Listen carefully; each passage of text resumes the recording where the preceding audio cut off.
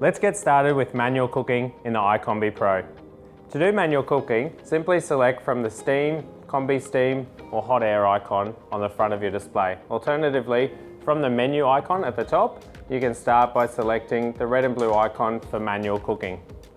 Okay. For manual cooking, you're simply working from the top down.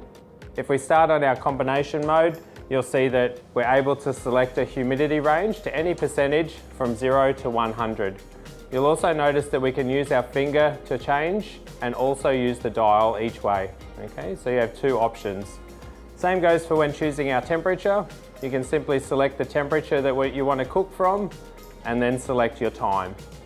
With your time, you can select the chosen time you'd like to cook for, or alternatively, the icon at the end with the clock symbol will allow you to do continuous operation of the manual cooking cycle. Down the bottom, you'll have a few additional icons. We have our Delta cooking mode at the bottom, which will allow you to set a temperature range between the cabinet and the core temperature of the item that you may be cooking. You'll also have icons that allow you to preheat the unit. So with the red and blue icon, you're able to select a preheat cycle. You're then able to adjust your fan speed. So we have 5 different levels of fan speed you can adjust using the dial or using the icon on the screen. And then our last icon is the cool down cycle, which is the blue icon. So same goes when we like to be doing steaming, you'll find the same operations. The steam function will automatically default to your boiling point.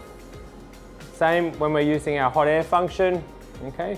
It's simply a matter of choosing the mode in which you want to cook, choose your desired temperature and humidity, and set your desired cook time. To begin the cooking process, all you need to do is close the cabinet door and the cooking process will begin.